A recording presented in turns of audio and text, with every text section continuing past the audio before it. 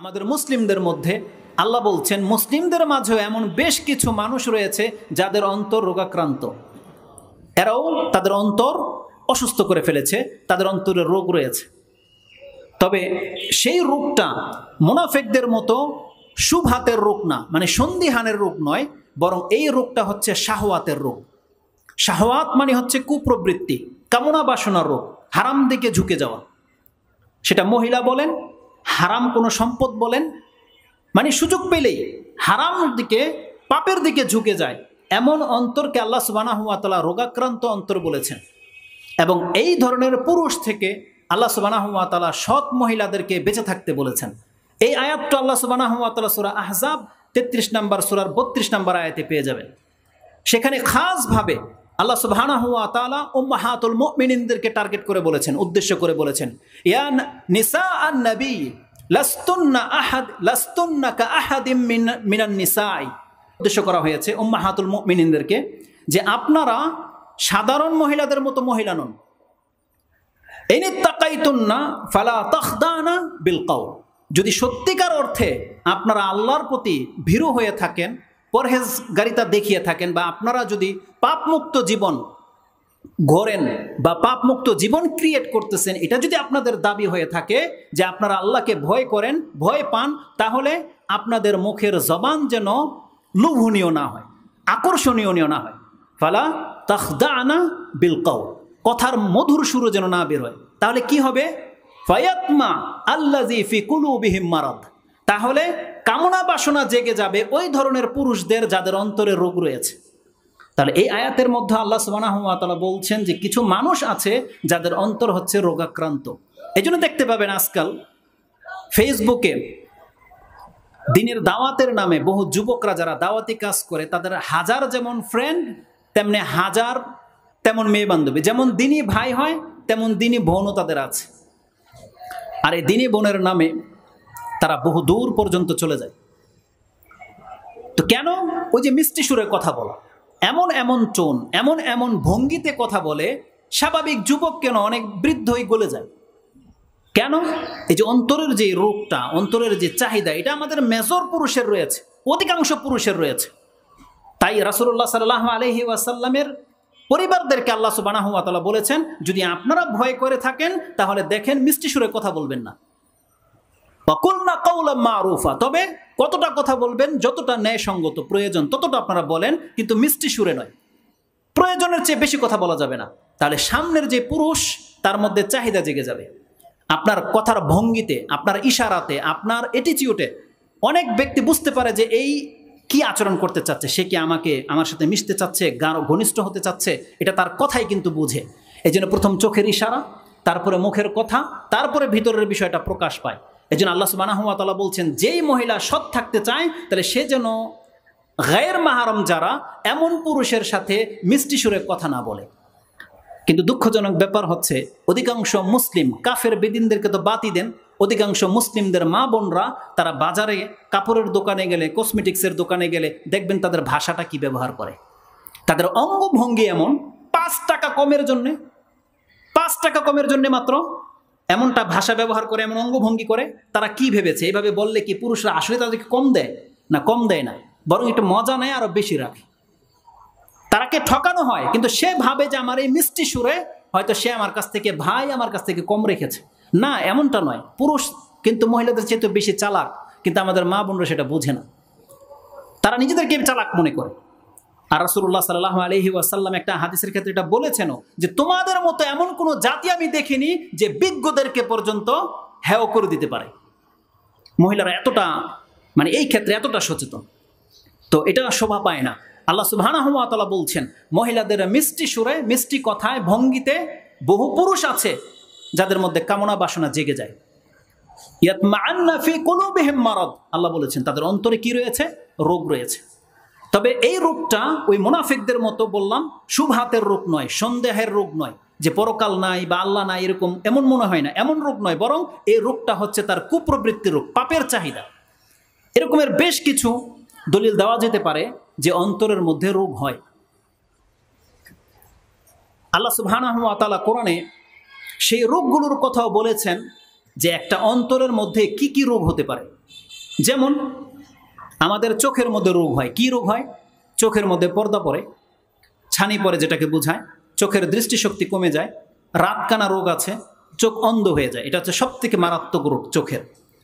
টেরা, দেখতে কম পাওয়া, আফসা দেখা, এগুলো সব কি চোখের রোগ। ঠিক কানের রোগ রয়েছে, পর্দা ছিদ্র হয়ে যাওয়া, কম শুনতে পাওয়া বা বেশি শুনতে পাওয়া, ইকু যদি বেশি হয়ে যায়, বহু কিছু আছে। এরইভাবে প্রত্যেকটা জিনিসের যেমন রোগ আছে, আমাদের অন্তরেরও একটা রোগ আছে। আপনি ভাববেন না, যখন আমি চোখের উদাহরণ দিয়েছি, কানের উদাহরণ দিয়েছি, আপনি ভাববেন না আমি আবার ওই হার্ট অ্যাটাকের কথা বলেছি। অনেকের হার্ট অ্যাটাক হয়ে যায় না, অন্তর কলিজা রিং বসাতে হয়, ওপেন হার্ট সার্জারি, অপারেশন করানো হয়। আমি ওই ধরনের রোগের কথা বলতেছি না। এগুলো হচ্ছে দৈহিক রোগ। ওই যে অন্তর যেটা রোগাক্রান্ত হয় না, যার জন্য আপনারা ইসিজি করান, যার জন্য আপনারা ওপেন হার্ট সার্জারি করান, চেক আপ করান, এটা একটা বডির রোগ। ওটা হচ্ছে বডির অন্তর, বডির কাল। কিন্তু আমরা যেই বিষয় নিয়ে, যে অন্তর, যে নার্ভস নিয়ে কথা বলতেছি, ওটা আমাদের দেহের ভিন্ন একটা পার্ট। সেই নার্ভস, সেই অন্তর যেটা আপনাকে আমাকে পরিচালিত করে, আমাদের পরিচালক যে নার্ভস, সেই নার্ভসের কথা বলতেছি, সেই অন্তরের কথা বলতেছি, ওটা এখানেই আছে। তো দুনিয়াবি যেটা রোগ, অন্তর অ্যাটাক হয়ে যাওয়া, অন্তরের রগ ব্লক হয়ে যাওয়া, রিং পরাতে হয়, এগুলো হচ্ছে বডির রোগ। কিন্তু যেই রোগের কথা আল্লাহ সুবহানাহু ওয়া তাআলা কোরআনে বলেছেন, সেই রোগগুলো একটু ভিন্ন। সেটা কি? আল্লাহ সুবহানাহু ওয়া তাআলা কোরআনে বলেছেন, অন্তরের সব থেকে বড় রোগ হচ্ছে অন্তর শক্ত হয়ে যায়। আল্লাহ যে অন্তরটাকে সৃষ্টি করেছেন, এটা খুব সফট, লিন বলা হয়েছে, লিন, একেবারেই সফট, এতটা লিন যে নার্ভস আত্মাটাকে ধরে নেন। এটা বাতাসের চেয়েও বলছে সূক্ষ্ম, বাতাস থেকেও সূক্ষ্ম। সুবহানাল্লাহ। লিন নাফস, যেটা মানুষকে কুপ্রবৃত্তি দেয় এবং ভালো কাজে উদ্বুদ্ধ করে, এটা বাতাস থেকেও হালকা। দেখতে পায় না, কেউ দেখতে পাবে না এটা, কিন্তু এটা একটা অস্তিত্ব আছে। কারণ ফেরেশতারা যখন সে নাফসকে গ্রহণ করে, তখন কিন্তু কাফনের কাপড় দিয়ে পেঁচিয়ে নিয়ে যায়, জানেন না এটা? তাহলে সেটা যদি অস্তিত্ব না থাকতো, তাহলে ওই কাফনের কাপড় দিয়ে পেঁচানোর কথাটা আসতো না। কিন্তু দেখা যায় না, এতটা সূক্ষ্ম এই নাফস, এই আত্মা, যে আত্মার কথা আমি বলতেছি। আল্লাহ সুবহানাহু ওয়া তাআলা এই নাফসটাকে এমনভাবে সৃষ্টি করেছেন, পৃথিবীর কোনো সৃষ্টিকে আপনি আত্মার সাথে কম্পেয়ার করে পারবেন না। সব সৃষ্টি চেয়ে ব্যতিক্রম পাবেন আপনি মানুষের আত্মা। এতটা সেন্সিটিভ আত্মা, যে আত্মা ফেরেশতাদের থেকেও ডিফারেন্স এবং পশু পাখি থেকেও ডিফারেন্স। কেমন? মানুষের যে আত্মা, যে অন্তরটা আছে, এটা প্রত্যেকটা পশু পাখির মধ্যেও আছে। যেই কোনো প্রাণী আপনি জবাই করেন, তার মধ্যে একটা কলিজা পাবেন। কিন্তু মানুষের কলিজাটা এতটা সেন্সিটিভ, মানুষের কলিজা ভাবতে পারে, সিদ্ধান্ত নিতে পারে, পরিবর্তন হয়, বিচক্ষণতা আছে, বিচার বুদ্ধি আছে। কিন্তু এই বিচার বুদ্ধির ক্ষমতা আল্লাহ পশুকে দেয় নাই। পশুর যে অন্তরটা আছে, হার্ট কাল্ব যেটা আছে, হৃদয়টা আছে, পশুর হৃদয় মানুষের মতন ভাবতে পারে না। তো মানুষের আত্মার মধ্যে আল্লাহ সুবহানাহু ওয়া তাআলা এতটা পাওয়ার রেখেছে। ফেরেশতাদের থেকে ডিফারেন্স কি? ফেরেশতাদের অন্তর শুধু ভালো কিছু ভাবতে পারে, খারাপ কিছু চিন্তাই আসে না। এককভাবে শুধু ভালো কিছু ভাবে, খারাপ কোনো চিন্তাই আসে না। কিন্তু মানুষের অন্তরের মধ্যে আল্লাহ সুবহানাহু ওয়া তাআলা এতটা পাওয়ার দিয়েছে, মানুষ চাইলে ভালো কিছু ভাবতে পারে, মানুষ চাইলে খারাপ কিছু চিন্তা করতে পারে। আর আল্লাহ সুবহানাহু ওয়া তাআলা যখন সত্তা কসম খেয়েছেন এই আত্মার জন্য, আত্মার নাম নিয়ে, তাহলে আপনি ভাবতে পারেন যেটা কত বড় সেন্সিটিভ জিনিস হবে।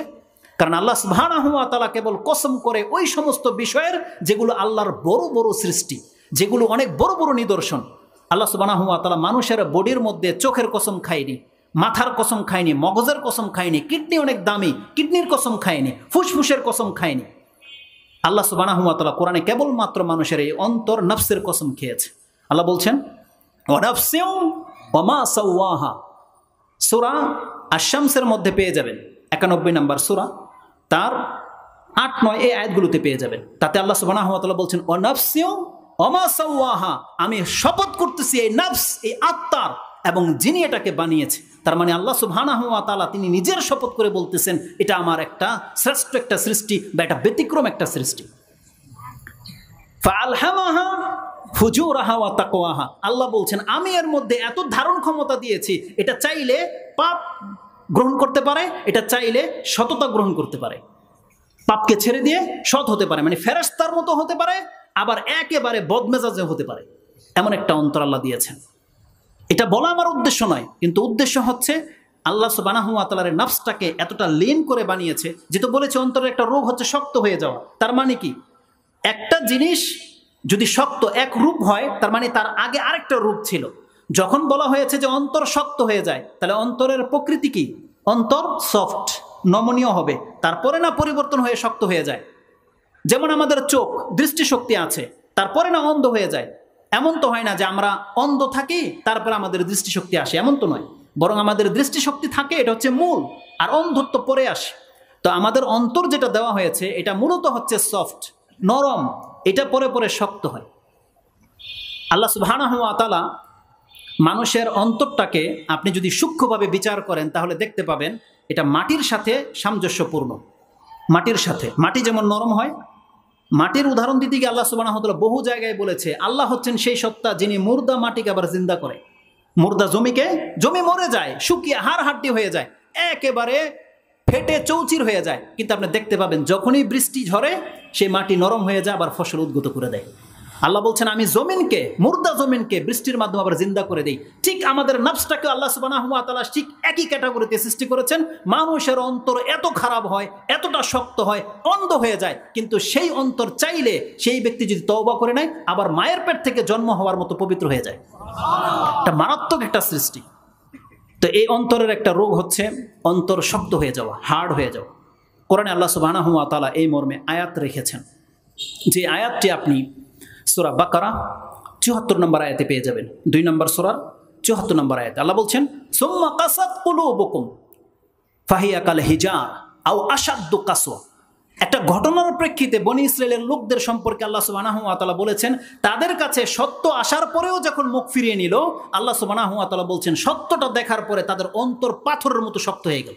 সুম্মা কাসাত কুলুবুকুম ফাহিয়া কাল হিজার, একটা পাথরের ন্যায় শক্ত। আও আশাদ্দু কাসওয়া, আল্লাহ বলছেন শুধু পাথর নয়, কিছু মানুষের অন্তর আছে যে পাথর চেয়েও কঠিন এবং অনেক বেশি তিক্ত হয়ে যায়, একেবারে কঠিন হয়ে যায়, জমে যায়। যেমন কিছুদিন আগে আমি যখন বাড়ির কাজ ধরেছি তাতে দেখতে পেলেন একটা জিনিস, সিমেন্ট কত সফট নয়, আপনি খুলে রাখেন একটা ব্যাগ, তারপরের দিন দেখেন রেজাল্ট কি। আর যদি সেটা পরে থাকে শক্ত হয়ে যায়, সুবহানাল্লাহ, পাথর থেকেও শক্ত হয়ে যায়, আপনি কোনো কাজেই লাগাতে পারবেন না এটা। অথচ সিমেন্টের কত নরম, পাউডার না, কিন্তু জমে গেলে পাথরের চেয়ে শক্ত হয়ে যায়। আপনার হ্যামার ভেঙে যাবে কিন্তু আপনি সিমেন্টের চাক্কা ভাঙতে পারবেন না। তো মানুষের অন্তরটা হচ্ছে এতটা সফট, কিন্তু কতক মানুষের অন্তর আছে সেই অন্তরটা এত বেশি শক্ত হয়ে যায়, আল্লাহ বলছেন আও আশাদ্দু কাসওয়া, বরং পাথর চেয়েও বেশি কঠিন যে পদার্থ কাসওয়ার মতন হয়ে যায় শক্ত। কেন হয়, হলে কি ক্ষতি, এটা আমরা পরবর্তী পর্বে আলোচনা করব। জাস্ট আমি আপনাকে আগে প্রমাণ করে নেই। প্রথমে বলেছি যে অন্তর রোগাক্রান্ত হয়, এই সম্পর্কে 3টা আয়াত বলেছি। অন্তর শক্ত হয়, এটা একটা দলিল আপনাকে প্রমাণ করলাম সূরা বাকারার আয়াত দিয়ে। আপনি যখন কোরআন পড়বেন তাহলে কোরআনে অন্তরের আরেকটা রোগ সম্পর্কে জানতে পারবেন, যে আমাদের যে অন্তরটা আছে সেটা আর কিভাবে রোগাক্রান্ত হয়, কোন কোন ভাইরাসে মানে অ্যাটাক হয়, কোন কোন ভাইরাসে পতিত হয়। তার একটা রোগ পাবেন আপনি, সেটা হচ্ছে পর্দা পড়ে যাওয়া। কোরআনে আল্লাহ সুবহানাহু ওয়া তাআলা বলেছেন এক তো মানুষের অন্তর শক্ত হয়ে যায়, এক তো মানুষের অন্তরের মধ্যে একটা আবরণ পড়ে যায়, আবরণ, আকিন্নাতান আল্লাহ সুবহানাহু ওয়া তাআলা বলেছেন। কোরআনের বেশ কিছু জায়গাতে আকিন্নাতান দিয়ে আপনি কমের পক্ষে 6টা আয়াত পাবেন। তার মধ্যে 2টা আমি হয়তো এখানে বলবো, একটা বলবো আপনার সূরা আল কাহাফ, আরেকটা বলবো হামিম সাজদা ফুসসিলাত 41 নম্বর সূরার শুরুতেই রয়েছে 5 নম্বর আয়াতে।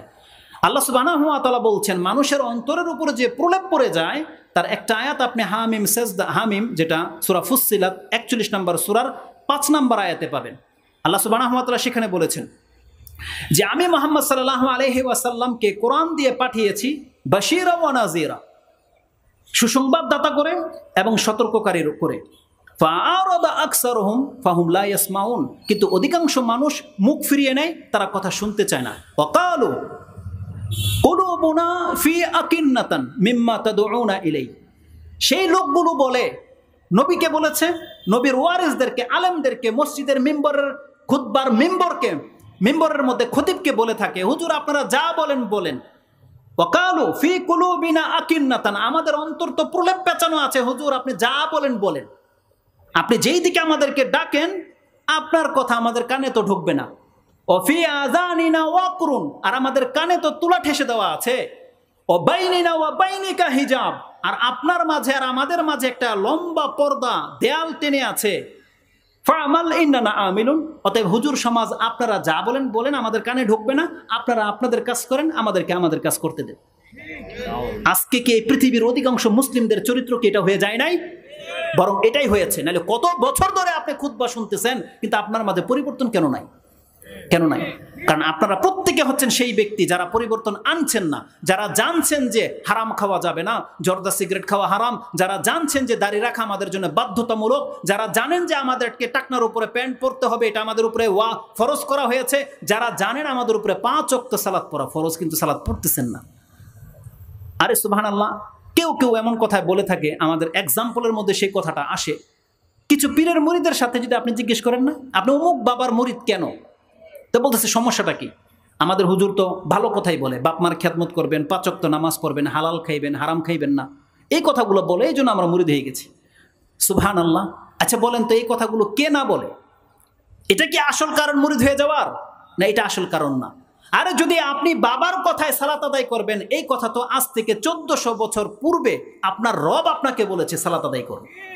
আপনার রব তো বলেছে, ওটা আমার কথায় আপনি আমার মুরিদ হবেন মানে? আর আল্লাহ তো বলেছে সালাত আদায় করতে, তাহলে আপনি তার কথায় তো সালাত আদায় করতেছেন না। 1400 বছর আগে বলেছেন আল্লাহ। কোরআনের পরতে পরতে সালাতের কথা আছে। সালাত এই যে অন্তরের উপরে প্রলেপ পড়ে যায়, ফি কুলুবিনা আকিন্নাতান। এখানে একটা মজার কথা বলে দেখেন, কোরআন শুধু পড়লেই হবে না, বা অনেক অনেক কথা শুনেছেন আমরা, যেটা বড় আলেমদের কাছ থেকে পাই। আকিন্না আর হিজাবের মধ্যে পার্থক্য আছে। আকিন্না হলো যেটা ওই বস্তুর সাথে লেগে থাকে। আপনারা দেখতে পাবেন কিছু পাতলা প্লাস্টিক আছে, প্লাস্টিক হাইপার মার্কেটগুলোতে যখন মাছ, মাংস, ফল সাজিয়ে রাখে একটা প্লাস্টিকের ট্রের মধ্যে, দেখবেন ওটা প্লাস্টিকের একটা আবরণ দিয়ে পেঁচানো থাকে। যেমন কেকের উপরে আপনারা দেখতে পান একটা প্লাস্টিকের ভিতরে থাকে না কেক, বিস্কিট। কেন দেয় এই প্লাস্টিকটা? কেন দেয়? যাতে বাইরের বাতাস এই বিস্কিটের ভিতরে ঢুকতে না পারে, পিঁপড়া ঢুকতে না পারে, তাই না? মানে বাইরের একটা জিনিস থেকে প্রোটেক্ট করার জন্য প্লাস্টিকটা পেঁচানো হয়। এটাকে বলা হয় আকিন্না। আপনি ডিম তো দেখেছেন, ডিমের ভিতরে তো নরম, খোসাটা কি? এই খোসাটা হচ্ছে আকিন্না। এটার মধ্যে আপনি মাটি মাখেন, মাটি মাখার পরে এখন আপনি এটা পরিষ্কার করতে চাইলে পানি ঢালেন, দেখবেন খুব দ্রুত পরিষ্কার হয়ে যাবে। কারণ এটা এমন একটা প্লাস্টিকের পরত, এটা ময়লা অ্যাকসেপ্ট করে না। আপনার আপেল একটা হাতে থেকে ফেলে দেন, ফেলে দেওয়ার পরে আপনি যদি চান যে আমি এটা বিনা ধোবো না, এমনি খাবো, আপনি হাত দিয়ে ঘষা দেন, এর উপর থেকে ময়লা একদম চলে যাবে। একটা প্লাস্টিকের পাতলা একটা আবরণ থাকে, এটাকে আকিন্নাতান বলা হয়।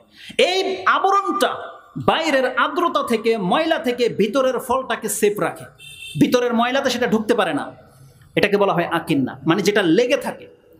এখন কোনো ব্যক্তি যদি তার অন্তরের উপর এরকম একটা প্লাস্টিকের কভার পেঁচিয়ে যদি পানিতে ফেলে দেয়, পানি ঢুকবে? পানি ঢুকবে না। আপনার মোবাইলের সাথে করেন, পানি প্লাস্টিক পেঁচিয়ে দিবেন, দেখবেন পানি ঢুকবে না। যদি ছিদ্র থাকে তাহলে তো ঢুকবে, বুঝছেন? তো এটাকে বলা হয় আকিন্না, যেটা লেগে থাকে। আর হিজাব কি? যেটা সামনের দিক থেকে থাকে। যেমন মহিলাদের দেখবেন হিজাব, যেটা তারা উপর থেকে লটকিয়ে দেয়, তাকে দেখা যায় না, এটা কিন্তু এক দিক থেকে প্রোটেক্ট করা হয়। আর আকিন্না হলো যেটা তাদের সান কি বলে এটাকে, আরে যেটা মেকআপ মারে সূর্য থেকে বাঁচার জন্য,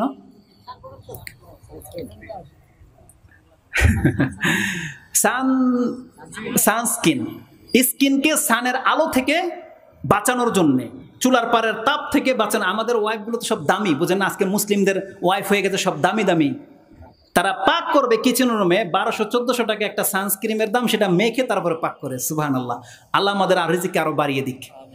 জি, কেন দেয় দেখেন, এটা কিন্তু প্রলব চামড়ার উপরে থাকে। তাহলে এইটা থাকাতে ওই সূর্যের রশ্মি যেটা তার চামড়াতে, স্কিনে অ্যাটাক করতে পারে না, বাধাপ্রাপ্ত করে দিয়েছে। নেল পলিশ, এটা কোথায় থাকে? নখের আগে থাকে না? এটাতে কিন্তু পানি প্রবেশ করে না। কেন? এই জন্য বলা হয়েছে যে নেল পলিশ দিলে অজু হবে না। কেন?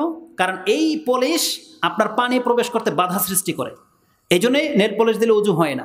কিছু মেহেন্দি আছে এরকম, যেটা আপনি দিলে আপনার অজু হবে না। এটা অনেক মুসলিম মা বোনরা খুব সূক্ষ্মতার সাথে লক্ষ্য করে না। দেখা যায় যে কোনো আমাদের ঈদ অনুষ্ঠান আসলে তারা বাজার থেকে 30-35 টাকা দামের সে মেহেন্দি এনে দিয়ে দেয়, অথচ এটা সেম আপনার নেল পলিশের মতো পরত পরে যায়, যেটা দিয়ে আপনি অজু করলে অজু হবে না, কারণ এটা পরত। কিন্তু এমনি মেহেন্দি লাগান, সেটা আপনার চামড়াকে কালার করে, ওটাতে প্রলেপ পড়ে না। কিন্তু বাজার থেকে যে মেহেন্দি আপনি কিনে নিয়ে আসেন, ওটা আপনার চামড়াকে কালার করে না, বরং চামড়ার উপর একটা প্রলেপ পড়ে যায়। এটা দিলে আপনার অজু হবে না। খুব সূক্ষ্মতার সাথে বিষয়টাকে লক্ষ্য করবেন।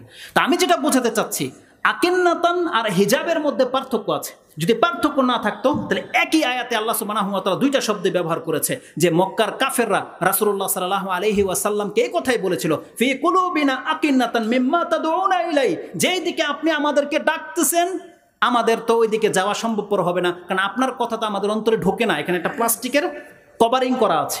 অফি আযানিনা ওয়াকরুন, আমাদের কানের মধ্যে তুলা ঠেসে দেওয়া আছে। অমিন বাইনিনা ওয়া বাইনিকা হিজাব, আমার এবং আপনাদের মাঝে একটা পর্দা আছে। দেখেন, আকিন্নাতান ছিল আর একটা পর্দা, হিজাব মানে হচ্ছে পর্দা। সেটা এখান থেকে যদি একটা পর্দা টেনে দেয় আপনাদের আমাদের মধ্যে একটা ডিভাইড হয়ে যাবে।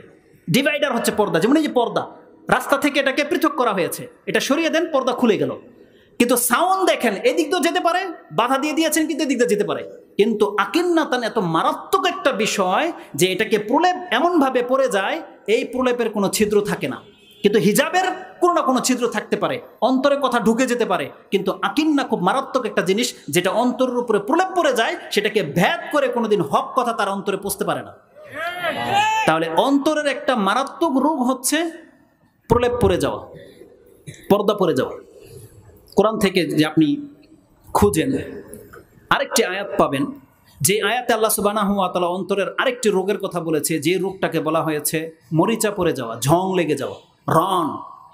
আল্লাহ সুবহানাহু ওয়া তাআলা সেই আয়াতটি আপনি মুতাফফিফিন আমপারার একটা সূরায়, যে সূরাটা হচ্ছে 73 নম্বর, না এই সূরাটা হচ্ছে আপনার 83 নম্বর সূরা মুতাফফিফিন, তার 14 থেকে নিয়ে পড়েন 14 নম্বর আয়াতের মধ্যে আপনি এটা পেয়ে যাবেন। 14, 15, 16 এই আয়াতগুলোতে আছে, আল্লাহ বলছেন কাল্লা বাল রানা আলা কুলুবিহিম মা কানু ইয়াকসিবুন, কোশ্চিন কালেও নয়, বরং এটা তাদের কর্মের ফল, যার ফলে তাদের অন্তরের মধ্যে মরিচা লেগে গেছে। কাল্লা বাল রানা আলা কুলুবিহিম, তাদের অন্তরের মধ্যে মরিচা লেগে গেছে। তার মানে কোরআনের এই একটা আয়াত দিয়ে জানা যায় যে অন্তরের একটা রোগ হচ্ছে মরিচা লেগে যাওয়া। আপনারা দেখেছেন কোনো ঝং পড়া জাহাজ নদীর পাড়ে তো দেখে থাকবেন, কোনো লোহা পড়ে আছে তো পড়ে আছে, ঝং পড়ে এটা ব্যবহারের অযোগ্য হয়ে গেছে। দেখেছেন এরকম লোহা? তারা আল্লাহ বলেছেন মানুষের অন্তরের মধ্যেও এতটা ঝং পড়ে, যেই অন্তর ভালো কোনো কাজ করে না, একেবারে ঝং পড়ে যায়, সেটা দিয়ে আপনার কোনো উপকার হবে না ক্ষতি ছাড়া। তাহলে কয়টা বললাম? অন্তরের একটা রোগ হচ্ছে শক্ত হয়ে যাওয়া, অন্তরের একটা রোগ হচ্ছে পর্দা পড়ে যাওয়া, অন্তরের একটা রোগ হচ্ছে মরিচা লেগে যাওয়া। এটা হচ্ছে অন্তরের বড় বড় রোগ। আপনি যদি কোরআন পড়েন তাহলে দেখতে পাবেন অন্তরের একটা রোগ হচ্ছে অন্তর অন্ধ হয়ে যায়। আমরা জানি সাধারণত দৃষ্টিশক্তি অন্ধ হয়ে যায়, কিন্তু আল্লাহ সুবহানাহু ওয়া তাআলা বলছেন কতক ব্যক্তির অন্তর আছে অন্ধ, ও হক বাতিল কি জিনিস বোঝে না, অন্ধ। কারো চোখ যদি অন্ধ থাকে, সে যেমন সাদা কালা বোঝে না, রাত দিন তফাৎ করতে পারে না, কিন্তু কারো যদি অন্তরের মধ্যে অন্ধত্ব চলে আসে, সেই ব্যক্তি কোনোদিন হক আর বাতিলের মধ্যে পার্থক্য করতে পারবে না। আর আল্লাহ সুবহানাহু ওয়া তাআলা বলছেন কতক ব্যক্তির অন্তর আছে অন্ধ হয়ে যায়। সেই আয়াতটি আমি এখন পড়বো না, একটু পরেই যেহেতু সেই আয়াতটা আসবে তা আমি রিপিট করতে চাচ্ছি না। সেই আয়াতটি আপনি পেয়ে যাবেন সূরা হজ 22 নম্বর সূরার 46 নম্বর আয়াতে। তাতে আল্লাহ সুবহানাহু ওয়া তাআলা বলছেন ফাইন্নাহা লা তা'মাল আবসার ওয়ালাকিন তা'মাল কুলুবুল্লাতী ফিস সুদূর, বরং মানুষের দৃষ্টিশক্তি তো আর অন্ধ হয় না, বরং অন্ধ হয় মানুষের অন্তর। যারা হক বোঝে না, আল্লাহ তাদের সম্পর্কে কথা বলেছে যে মূলত তাদের অন্তর অন্ধ হয়ে গেছে। তাহলে 4টা রোগ বলেছি, শক্ত হওয়া, প্রলেপ পড়া, ঝং পড়া, অন্ধ হয়ে যাওয়া। 5 নম্বর রোগ যেটা সব থেকে মারাত্মক, এই 5টা রোগ হচ্ছে সব থেকে মারাত্মক। 5 নম্বর রোগ হচ্ছে আল্লাহ সুবহানাহু ওয়া তাআলা বলছেন মানুষের অন্তর যেমন অন্ধ হয়ে যায়, শক্ত হয়ে যায়, তেমন আবার বাঁকা হয়ে যায়, বক্র হয়ে যায়। অন্তরের মধ্যে বক্রতা আছে। আপনি দেখতে পান না কিছু পশু চরিত্রটা বাঁকা, ওকে আপনি যতই বলেন ডান দিক ও যাবে বাঁ দিক। কিছু বকরির মধ্যে এই স্বভাব আছে, কিছু উটের মধ্যে এই স্বভাব আছে, আমাদের সন্তানদের মধ্যে এই স্বভাব আছে। কোনো সন্তানকে আপনি বলেন এই দিকে ওই দিকেই যাবে, আর কোনোটা আছে বক্র। কেন আপনি বলেন না যে আমার এই ছেলেটা একটু টেরা, বলেন না টেরা মানে গার টেরা, ওকে একটা বললে ও বলে এদিকে যায় না ওদিকে যায়। তাহলে জেনে নেন বহুত মানুষের অন্তর আছে যাদের অন্তরটা বাঁকা। তার মানে কি? তার মানে আল্লাহ আমাদেরকে যে অন্তর দিয়েছে সেই অন্তরটা হলো নরম, সৃষ্টিগতভাবে নরম। সেই অন্তরটা ছিল সুস্থ সঠিক, সে অন্তরটা ছিল একেবারে চকচকা, এবং সে অন্তরটা ছিল সোজা। আমরা সে অন্তরগুলো কি করে দেই?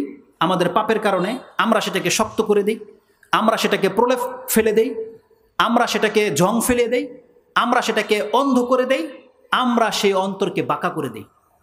তার মানে মানুষের অন্তরটা হচ্ছে সফট, সোজা, আল্লাহ সুবহানাহু ওয়া তাআলা কেউ পাবে, কিন্তু আমরা সেই অন্তরটাকে এইভাবে নষ্ট করে দিই। এই যে 5টা বাঁকাটার দলিল তো আপনাকে দেইনি, অন্তর যে বাঁকা হয়ে যায় এই আয়াত আপনি পেয়ে যাবেন সূরা আলে ইমরান, পাশাপাশি 2টা আয়াতের মধ্যে রয়েছে, 7 নম্বর এবং 8 নম্বর আয়াতে।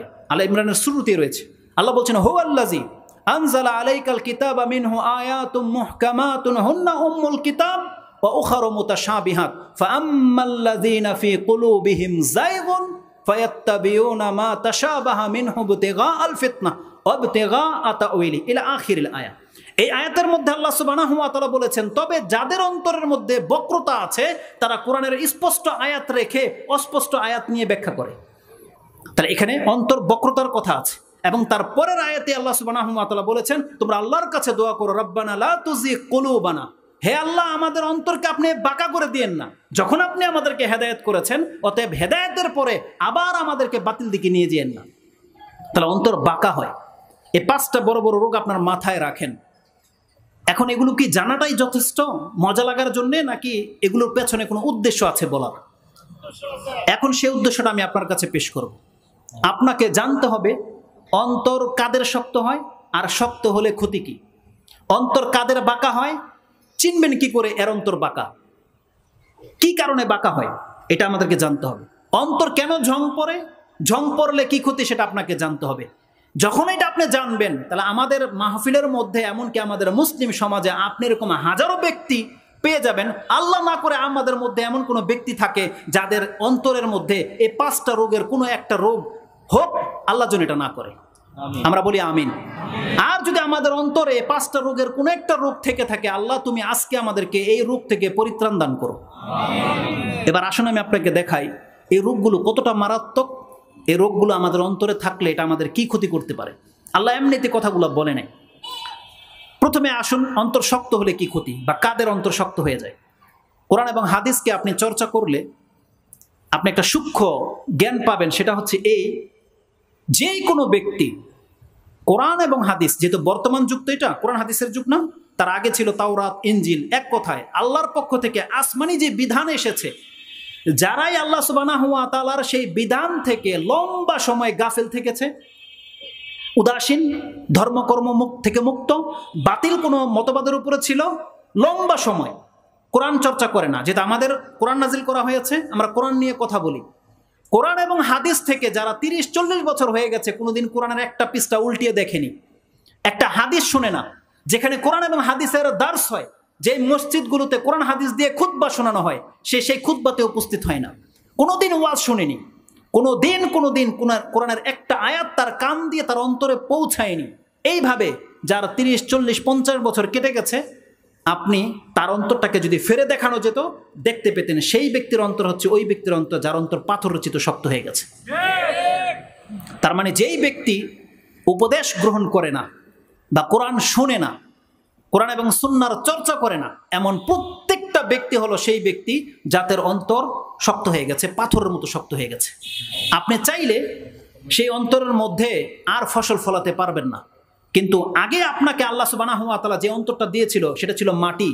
যখন মাটি শুকিয়ে যায়, আপনি কেটে যখন পানি দেন, সাথে সাথে কিন্তু সেটা ভিজে যায়, আবার সফট হয়ে যায়, তাতে আপনি বিচি ফেলতে পারেন, তাতে ফসল উদ্গায়। কিন্তু আপনি পাথরের মধ্যে সেই কাজটা করে দেখান তো দেখি, আপনি কত শত লিটার পানি ঢালবেন, সেই পাথর নরমও হবে না, আপনার ফসল চাষ করা হবে না। আজকে বাস্তবতা আপনি দেখেন, কত কোরআনের আয়াত, কত হাদিস আপনাদের কান স্পর্শ করেছে দাড়ি সম্পর্কে, সালাত সম্পর্কে, হালাল সম্পর্কে। তাহলে কেন আপনার সেই পরিবর্তনটা আসলো না? আপনি আজকে এখান থেকে শিক্ষা নিয়ে নেন। তার মানে হচ্ছে আপনার অন্তর সে পাথরের মতো হয়ে গেছে, যে 1000 লিটার পানি তো আপনাকে দেওয়া হয়েছে, কিন্তু আপনার মধ্যে কোনো পরিবর্তন আসেনি। এই জন্য আল্লাহ সুবহানাহু ওয়া তাআলার কাছে ওই সমস্ত ব্যক্তিদের উচিত আল্লাহর কাছে আশ্রয় চাওয়া, যে আল্লাহ আমার অন্তর তো শক্ত হয়ে গেছে, আল্লাহ তুমি এটাকে নরম করে দাও। তাকে বলা উচিত, তাকে ভাবা উচিত, যাতে তার অবস্থা সে বনী ইসরায়েলের লোকদের মতো না হয় যাদের অন্তর শক্ত হয়ে গিয়েছিল। কারণ আল্লাহ সুবহানাহু ওয়া তাআলা এটাকে পাথরের সাথে তুলনা করেছে, আর পাথরের বিপরীত হচ্ছে মাটি। আল্লাহ আমাদের অন্তরকে মাটির মতো নরম করেছিল। যেই অন্তর শুকিয়ে যাবে, তার মানে একজন মুসলিমের অন্তর মাঝে মাঝে পাপ করে ফেলবে, পাপ হয়ে যাবে তার দ্বারা, কিন্তু সাথে সাথে সে আবার ইউটার্ন করে আল্লাহর কাছে তওবা করবে, তার ফসল ফলবে, পানি ঢালবে সে, কিন্তু আমাদের অন্তর যখন পাথর হয়ে গেছে তখন এখন আর উপদেশ দিলে কাজ হয় না। যতই উপদেশ দেন না কেন আপনি, এই যে মুসা আলাইহিস সালাম তার জাতিকে উপদেশ দিয়েছিল, মুর্দাকে জিন্দা করে পর্যন্ত দেখিয়েছে, কিন্তু এতটা শক্ত হয়ে গেছে কুফুরের প্রতি, বাসুর পূজার প্রতি, যে মুর্দাকে জিন্দা করার পরেও মুসা আলাইহিস সালামকে আল্লাহর রাসূল হিসেবে মানতে পারেনি। আবার ঘুরে ঘুরে গিয়ে ওই পুতুল পূজায় লিপ্ত হয়ে যায়, বাসুর পূজায় লিপ্ত হয়ে যেত। তখন আল্লাহ তাদেরকে বলেছেন, সুম্মা কাসাত কুলুবুকুম, তোমাদের অন্তর তো পাথরের চেয়ে তো শক্ত হয়ে গেছে, হেদায়েত গ্রহণ করতে পারেন। এই রূপটা, যে ক্ষতিটা করে মানুষের অন্তর শক্ত হয়ে গেলে যে অবস্থাটা হয়, একেবারে সেম অবস্থাটা হয় যাদের অন্তরের উপরে প্রলেপ পড়ে গেছে। এটা আপনি বোঝেন কেমন? ফুটবল তো দেখেছেন তাই না? বলের ভিতরে কিছু থাকে না, ফাঁকা ফাঁকা, উপর দিয়ে একটা আবরণ দেওয়া হয়েছে, আপনি পানি বলের ভিতরে ঢুকাতে পারবেন না, কারণ ভিতরে তো ফাঁকা, কিন্তু উপর দিয়ে কভারিং করা। আর এই বলটাই যদি হয় জাম্বুরার মতো, জাম্বুরা তো দেখেছেন না, ভিতরে ফাঁকা না ভরা? ভরা, কিন্তু তারপর কিছুটা ফাঁকা থাকে। আমরা এক্সাম্পল স্বরূপ নিয়ে নিলাম আপেল, ভিতরে ফাঁকা নাকি ভরা? ভরা। আমি একটা লোহা দিয়ে এক্সাম্পল দিই, কারণ আমি একটা রোলিং মেলে গিয়েছিলাম, তো দেখতাম যে চমৎকার গোল গোল পাথর পড়ে আছে। তা আমি ভাবছি এটা নিয়ে একটা ট্রাই করে দেখি। সুবহানাল্লাহ, এই সাইজের একটা পাথর উঠাইছে না, উঠে না, কত ভারী একটা পাথর। তো আমাদের উঠেই অভ্যাস আছে যে কতটা ওয়েট হতে পারে। যখন ওইখান থেকে একটা পাথর তুললাম, উঠাইতে পারি না, এত সাইজের পাথর উঠে না, গোল। সুবহানাল্লাহ, আমাকে বলা হলো এটা পাথর না, এটা কাঁচা লোহা, রড বানানো হবে, এটা দিয়ে গালিয়ে জাস্ট রাখা হয়েছে, গোল। তার মানে এটার ভিতরে কিন্তু জায়গা নাই, একেবারে ভিতরটা ফুল, মানে শক্ত হয়ে গেছে। পাথরের চেয়ে শক্ত হচ্ছে এই যে কাঁচা লোহার বল। আপনি এটার ভিতরে সুই ঢুকাতে পারবেন? ঢুকাতে পারবেন না। তার মানে এটা ভিতর থেকে জমে গেছে। যেমন একটু আগে বলেছি, সিমেন্টের বস্তা যদি ছিদ্র হয়ে যায়, ওটা পুরো সিমেন্টটাই জমে যাবে ভিতরে, আপনি সুই ঢুকাইতে পারবেন না, এতটা শক্ত হয়ে যায়। এটা যেই ক্ষতি হয়, ঠিক ওই ব্যক্তিরও সেই ক্ষতি হবে যেই ব্যক্তি তার অন্তরের উপরে একটা আবরণ পেঁচিয়ে নিয়েছে, যার অন্তরের উপরে প্রলেপ পড়ে গেছে। যেমন আপনার এখানে ক্ষত হয়ে গেছে, অনেক বাচ্চারা দেখবেন এটা করে, ভয়ে এমনটা করে। ঘা হয়েছে, ভিতরে ক্ষত হয়ে গেছে, কিন্তু বাপ মা থেকে বাচ্চার জন্য সে উপর থেকে একটা ব্যান্ডেজ করে নেয় বাচ্চার জন্য, কিন্তু ভিতরে কিন্তু ক্ষত। আবার অনেক অজ্ঞ লোকদেরকেও দেখবেন ভিতরে রক্ত মাংস পুঁচ হয়ে গেছে, কিন্তু ব্যান্ডেজ করে আছে। ডাক্তার পরে খুলে দেখে যে এটার অবস্থা পুক হয়ে গেছে, করে না অনেকে। তার মানে উপর থেকে যদি আপনি ব্যান্ডেজ পেঁচান, এখন আপনার মলম ঢুকবে? মলম ঢুকবে না। তাহলে যেই ব্যক্তির অন্তর শক্ত হয়ে যায় আর যেই ব্যক্তির অন্তরের উপরে প্রলেপ পড়ে যায়, এই দুই ব্যক্তির একই ক্ষতি হয়। কি ক্ষতি? তারা আল্লাহ সুবহানাহু ওয়া তাআলার উপদেশ গ্রহণ করতে পারে না। আল্লাহ সুবহানাহু ওয়া তাআলার পক্ষ থেকে কোরআন হাদিস তার কোনো উপকারে আসে না। একটা আল্লাহ সুবহানাহু ওয়া তাআলা আগেই বলেছি, সূরা ফুসসিলাত হামিম সাজদা 41 নম্বর সূরার সেই আয়াতগুলোতে আল্লাহ বলেছেন যে এই কিতাব নাজিল হয়েছে দয়াময় আল্লাহর পক্ষ থেকে। ফুসসিলাত আয়াতুহু কুরআনান আরাবিয়ান লিকাউমি ইয়ালামুন, এটা জ্ঞানী সম্প্রদায়ের জন্য এই কোরআন আমি বিস্তারিত বর্ণনা করে তোমার কাছে পেশ করেছি। বাশীরা ওয়া নাযীরা, সুসংবাদ দিয়ে এবং সতর্ক করে। ফাআরাদা আকসারুহুম ফাহুম লা ইয়াসমাউন, আল্লাহ বলছেন এদের অবস্থা এমন হয়ে গেছে, এরা আপনার উপদেশ গ্রহণ করবে না। এরা কি বলবে? ওয়াকালু ফি কুলুবিনা আকিন্নাতাম মিম্মা তাদউনা ইলাই, আপনি আমাদেরকে যেই দিকে ডাকেন না কেন, আমাদের তো ওই দিকে যাওয়ার আর অপশন নাই, কারণ আপনার আমার মাঝে একটা আর পর্দা হয়ে আছে। তাহলে সেই আয়াতের মধ্যে আছে পর্দা পড়ার কথা, মানে আবরণ হয়ে যাওয়ার কথা। তাহলে এই দুই শ্রেণীর মানুষ আল্লাহ সুবহানাহু ওয়া তাআলার উপদেশ গ্রহণ করতে পারে না। যেমন করতে পারেনি ফেরাউন, যেমন করতে পারেনি কারুন, যেমন করতে পারেনি আবু জাহাল, যেমন করতে পারেনি উতবা, শাইবা এবং মক্কার মুশরিকরা। বহু ইহুদি নাসারা আল্লাহ সুবহানাহু ওয়া তাআলার সেই উপদেশ গ্রহণ করতে পারে না, কারণ তাদের অন্তর পাথরের চেয়ে শক্ত হয়ে গেছে এবং তাদের অন্তরের উপর একটা প্রলেপ লেগে গেছে। এই জন্য কোরআন হাদিস কোনোভাবে তার অন্তর আপনি ঢুকাতে পারবেন না। তো মানুষ উপদেশ গ্রহণ করেন।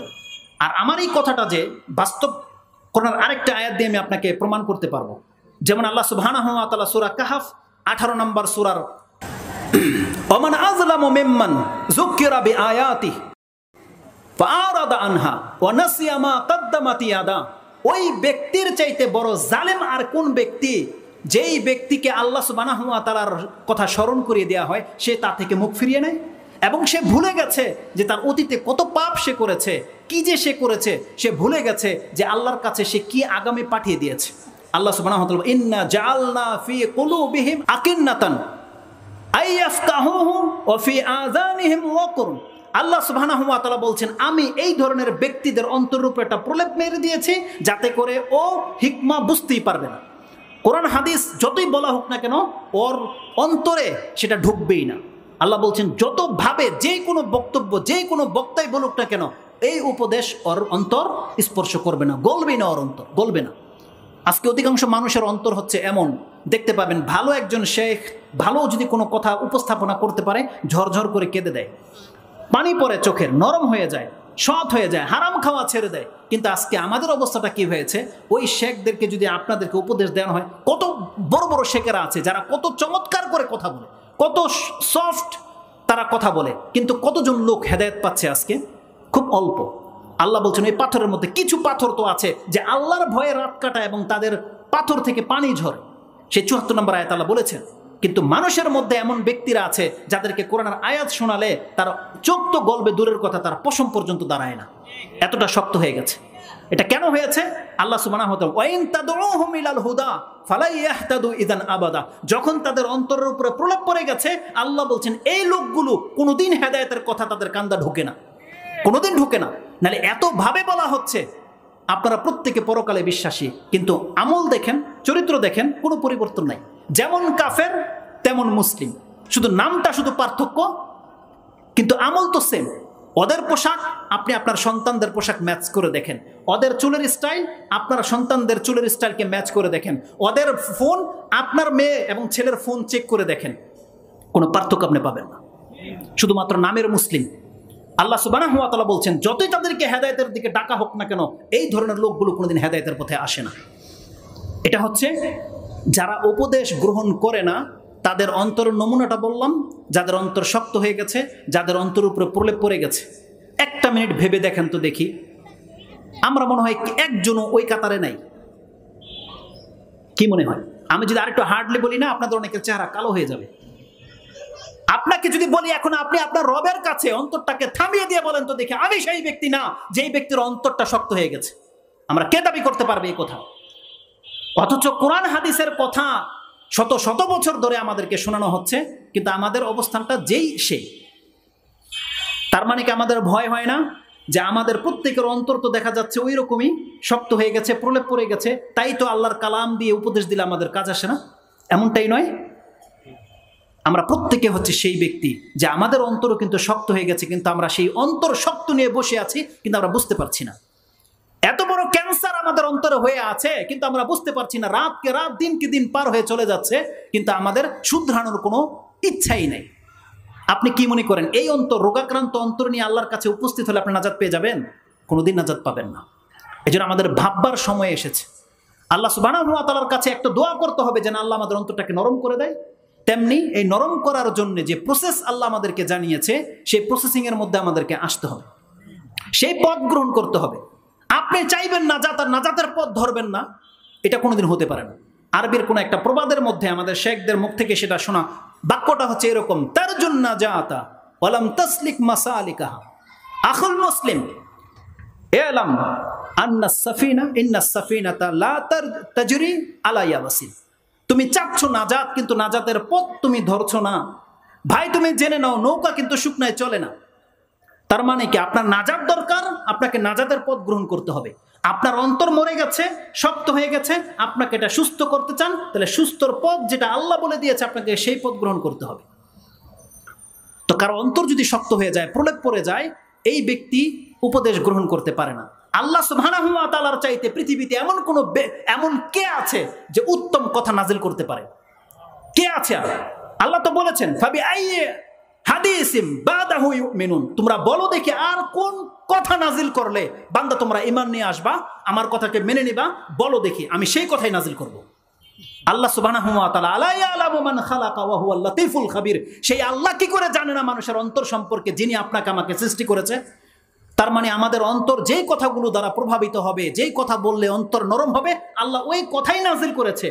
হেদায়েত পেয়ে গেছে আবু বকর সিদ্দিক রাদিয়াল্লাহু তাআলা আনহু, ওমর, ওসমান, আলী, যাদের অন্তর নরম হওয়ার যোগ্য ছিল নরম হয়ে গেছে। কিন্তু আপনার আমার অন্তর কেন নরম হচ্ছে না? অন্তর তো সেটাই, আয়াতও সেটাই, যেই ঔষধ, যেই মেডিসিন আবু বকর, ওমর, ওসমান, সমস্ত সাহাবা একরাম রাদিয়াল্লাহু তাআলা আনহুম আজমাইনদেরকে নরম করে দিয়েছে, সেই একই রোগ আমাদের মধ্যে আছে, ওই একই ওষুধ আমাদেরকেও দেওয়া হচ্ছে, কিন্তু কাজ হচ্ছে না। কারণটা কি? কারণ হলো আমরা অ্যাকচুয়ালি সুস্থ হতে চাই না, আমরা আল্লাহ সুবহানাহু ওয়া তাআলার পথে আসতে চাই না। আমাদের অধিকাংশ মানুষদের ধারণা আমরা আরো কিছু কাল দুনিয়াটা ভোগ করে নেই, একটা সময় আসলে আমি তওবা করেই নেব। আজকে অধিকাংশ মানুষগুলো সেই পথে চলছে। হক জানার পর গ্রহণ কেন করতেছেন না? প্রত্যেকটা লোক ভাবে যে আমার হাতে এখনো সময় আছে, সেই সময় আসলে আমি আমার তওবা করে নেব। কিন্তু সেই সুযোগটা কতজন ব্যক্তির নসিবে আসতে পারে বলে? কতজন ব্যক্তির?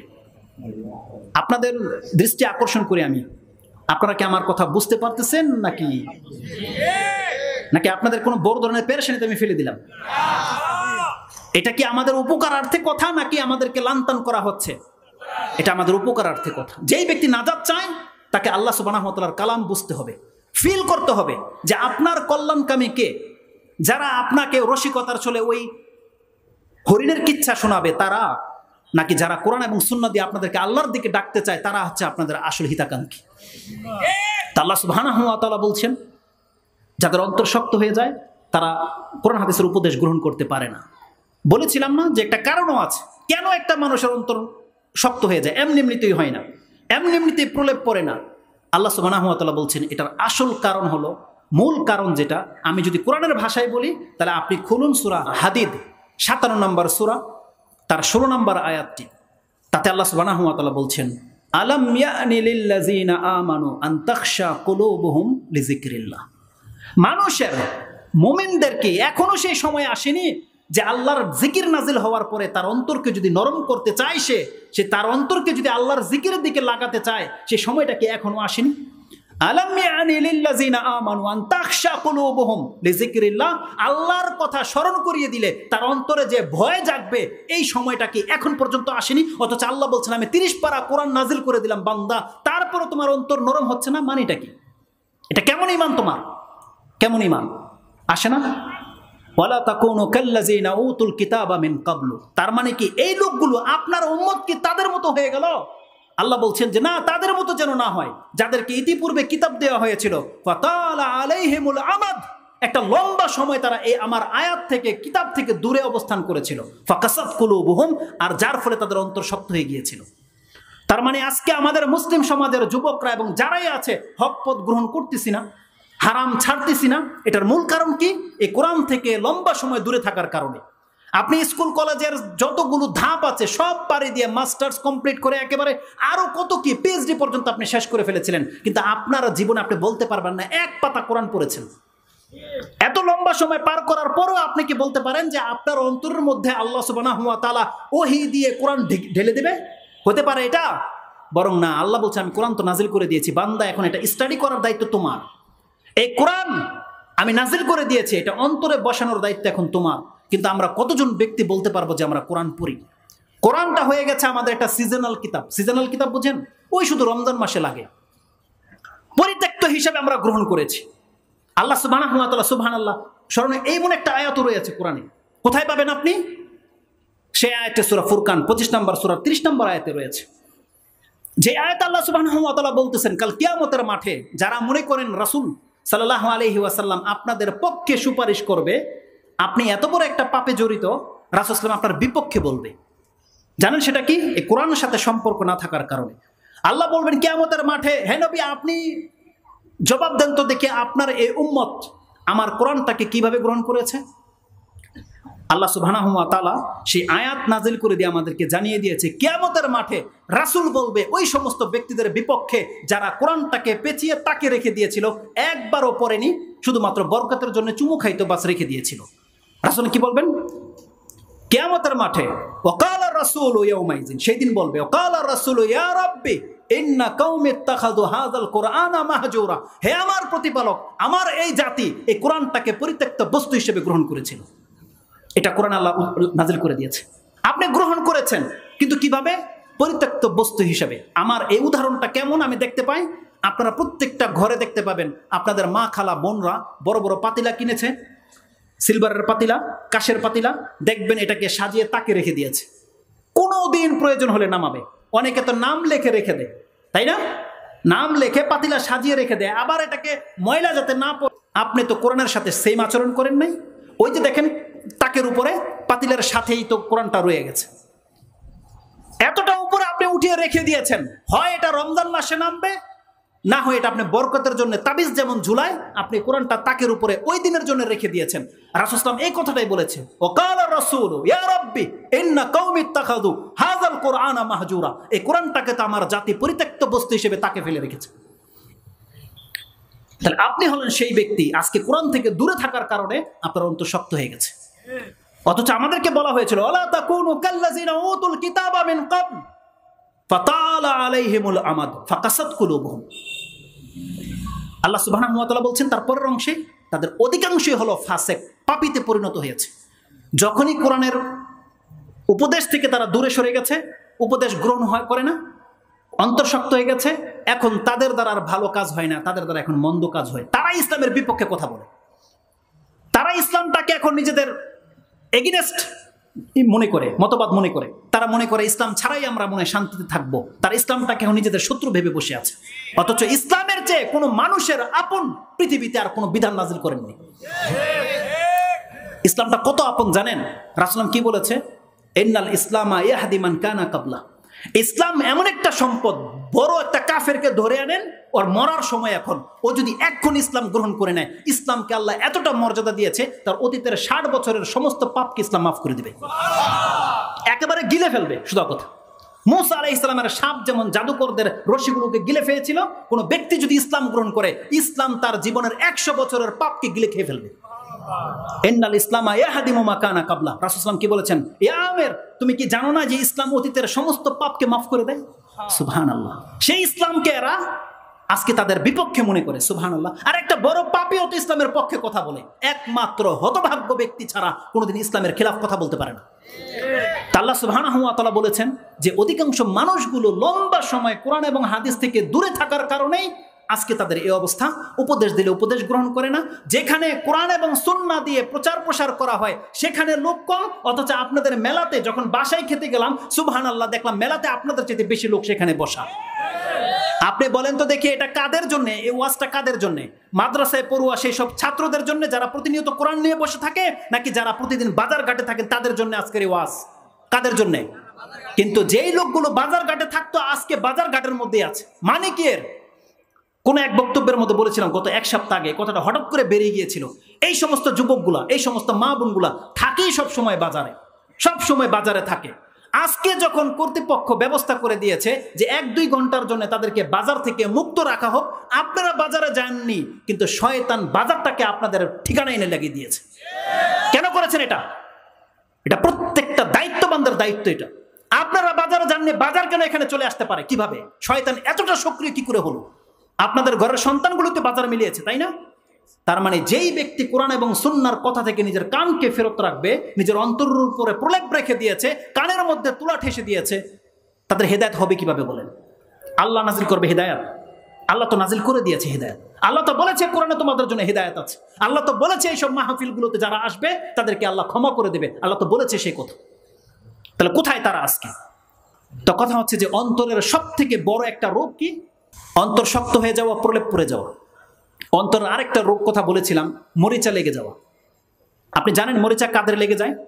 সে আয়াত আল্লাহ সুবহানাহু ওয়া তাআলা যে মরিচার কথা লেগেছে বলেছেন, কাল্লা বাল রানা আলা কুলুবিহিম মা কানু ইয়াকসিবুন। এই যে কানু ইয়াকসিবুন, তাদের কর্মের কারণে তাদের অন্তরের মধ্যে মরিচা লেগে গেছে। এই আয়াতের ব্যাখ্যাতে ইবনে কাসির রাহিমাহুল্লাহ, তিনি হাসান আল বসরি রাহিমাহুল্লাহ থেকে একটা উক্তি নকল করেছেন। তিনি বলেছিলেন, হিয়া যামবুন আলা যামব, এই মরিচা হচ্ছে পাপের উপরে পাপ, পাপের উপরে পাপ। হাত্তা ইয়ামাল কলব, মানুষ যখন বড় বড় পাপে লিপ্ত হয়, পাপের উপরে পাপ করতে হয়, একটা সময় তার অন্তরের মধ্যে মরিচা লেগে যায় এবং সেই অন্তর অন্ধ হয়ে যায়। ফায়ামুত, এবং একটা পর্যায়ে তার অন্তর মরে যায়। তার মানে মানুষের অন্তর যদি পাপ করে, তাহলে পাপ করার কারণে মানুষের অন্তরে ঝং পড়ে যায় এবং এই ঝং ওলা অন্তর হচ্ছে মরে যায়। আপনারা কি কথা বুঝতেছেন? শেখকে দেখতে পাবেন 1.5 ঘন্টা, ইনশাআল্লাহ 1.5 ঘন্টা সময় পাবেন, মন ভরে দেখবেন, কোনো সমস্যা নাই। কিন্তু 5 মিনিটের মধ্যে আমি আমার বক্তব্যটাকে শেষ করে দিই। আপনাদের অ্যাটেনশন এই দিকে রাখাটা আমি একান্ত কাম্য মনে করি। এখন আপনারা কথা কি বুঝতেছেন কিনা, এটা হচ্ছে মূল ব্যাপার। আমি আমার পুরো সার্কেলটাকে আপনাকে 5 মিনিটের মধ্যে জমা করে দেওয়ার চেষ্টা করব ইনশাল্লাহ। কারণ যেখানে আমার অভ্যাস, আমি অনেক আগেও বলেছি, বড়রা উপস্থিত হয়ে গেলে ছোটদের কথা বলার অধিকার নাই, এই শিক্ষা আমি পেয়েছি। তো কিন্তু আমার মেসেজটা আমি মনে করি এটা অত্যন্ত গুরুত্বপূর্ণ একটা মেসেজ। কারণ আজকে আমাদের অধিকাংশ মুসলিমদের অন্তরগুলো এমন হয়ে গেছে, শক্ত হয়ে গেছে, পর্দা পড়ে গেছে, অন্ধত্ব রয়েছে, আমাদের অন্তরগুলোর মধ্যে মরিচা লেগে গেছে, এবং আমাদের অধিকাংশ আলেম শ্রেণীর অন্তরগুলো বক্র হয়ে গেছে। সেটা দলিল দিয়ে আমি আমার বক্তব্যকে খাটো করে দেব। এই যে কথাটা বলেছি না, যে পাপের উপরে পাপ করলে অন্তর ঝং পড়ে যায়, প্রত্যেকটা পাপী ব্যক্তি যেন এই কথাটাকে স্মরণ রাখে যে আমাদের অন্তর কিন্তু ঝং পড়ে গেছে। এই যে হাসান আল বসরি রাহিমাহুল্লাহ কথা বলেছিলেন, হুয়া জামবুন আলা জাম, পাপের উপরে পাপ করলে অন্তরে ঝং পড়ে যায়, এই মর্মে একটা হাদিস নিয়ে নেন। ইমাম তিরমিজি রাহিমাহুল্লাহ তিনি তার এই আয়াতের তাফসীরের মধ্যে 44 নম্বর অধ্যায় তার 73 নম্বর এই সূরার তাফসীরের মধ্যে 3334 নম্বর এই হাদিসটা আপনি পেয়ে যাবেন। আবু হুরায়রা রাদিয়াল্লাহু তাআলা তার বর্ণনাকারী, তিনি বলছেন আনি নবী সাল্লাল্লাহু আলাইহি সাল্লাম বা আন রাসূলিল্লাহি সাল্লাল্লাহু আলাইহি সাল্লাম ক্বালা ইন্নাল আবদা ইযা আখতা খাতিআতান নুকিতাত ফি কলবিহি নুকতাতুন সাওদা ফাইযা হুয়া নাযআ ওয়াস্তাগফারা ওয়া তাবা সুকিলা কলবুহু ওয়া ইন আদা জিদা ফি হাত্তা তাআলুয়া কলবুহু হুয়া রান।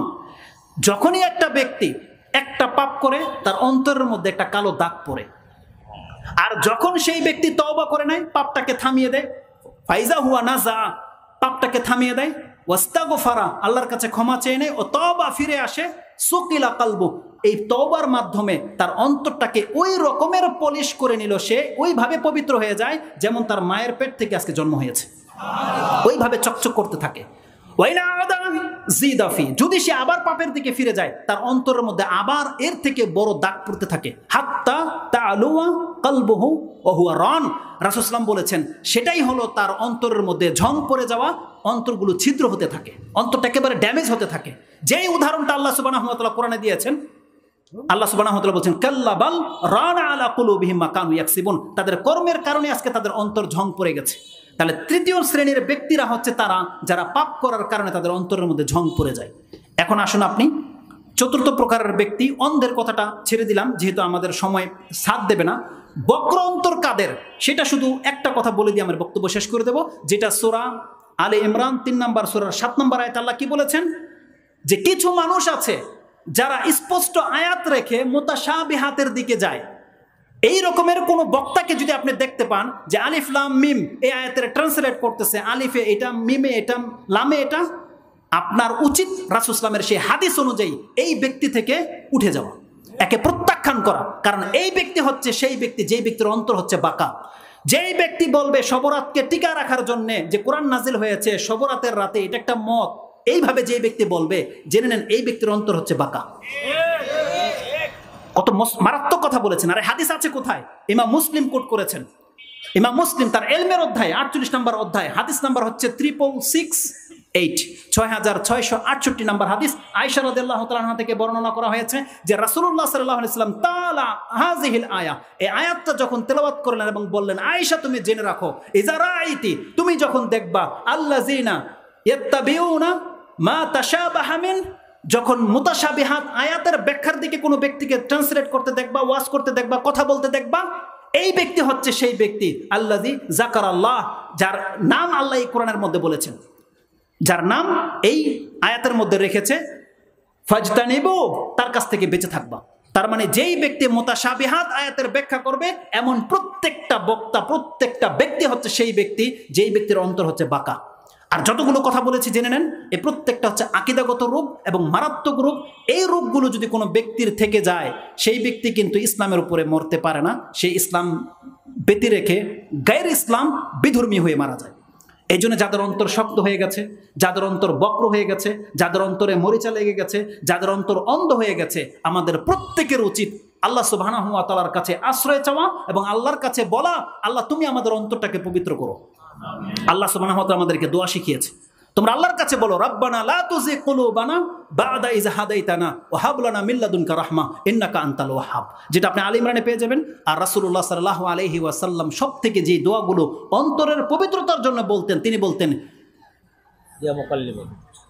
যেটা আমি বলতে চাচ্ছি এটাও একটা, ইয়া মুকাল্লিবাল কুলুব সাব্বিত কলবি আলা দীনিক, ইয়া মুসাররিফাল কুলুব সাররিফ কলবি আলা তাআতিক, এটা আছে। আর আপনি বলবেন আল্লাহুম্মা আতি নাফসি তাকওয়াহা ওয়া যাক্কিহা আনতা খায়রু মান যাক্কাহা, হে আল্লাহ তুমি আমার অন্তরের মধ্যে ভয় ঢেলে দাও এবং তুমি আমার অন্তরটাকে পবিত্র করো, কারণ তুমি হলো সবথেকে উত্তম পবিত্রকারী। আল্লাহ যদি কারো অন্তরকে পবিত্র না করে, পৃথিবীর কোনো ঔষধ তার কোনো কাজে আসবে না, কোনো ওয়াজ মাহফিল তার কোনো কাজে আসবে না। অতএব আপনাকে আল্লাহর কাছে আশ্রয় চাইতে হবে একটা মন্দ অন্তর থেকে, এবং আল্লাহকে বলতে হবে আল্লাহ তুমি আমার অন্তরটাকে পবিত্র করো, আমি পবিত্র হতে চাই। আল্লাহ কি বলেছেন? কাদ আফলাহা মান যাক্কাহা, যেই ব্যক্তি তার অন্তরটাকে পবিত্র করতে পারবে, আল্লাহ বলছেন সেই ব্যক্তি সফলকাম, সেই ব্যক্তি নাজাত পেয়ে গেল, সেই ব্যক্তি মুক্তি পেয়ে গেল। কাদ আফলাহা। আল্লাহ সুবহানাহু ওয়া তাআলা যেন এই কথাগুলো বোঝার এবং সেই অনুযায়ী আমল করার তৌফিক দান করে। আল্লাহ সুবহানাহু ওয়া তাআলা তুমি আমার অন্তরকে পবিত্র করো এবং আমাদের পরিবারের সদস্যদের অন্তরকে পবিত্র করো, আমাদের মুসলিম ভাইদের অন্তরকে আল্লাহ তুমি পবিত্র করো।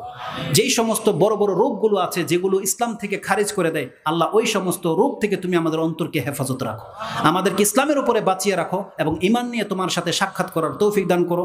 সুবহানা রাব্বিকা রাব্বিল ইজ্জাতি আম্মা ইয়াসিফুন ওয়া সালামুন আলাল মুরসালিন আলহামদুলিল্লাহি রাব্বিল আলামিন। আসসালামু আলাইকুম ওয়া রাহমাতুল্লাহি ওয়া বারাকাতুহু।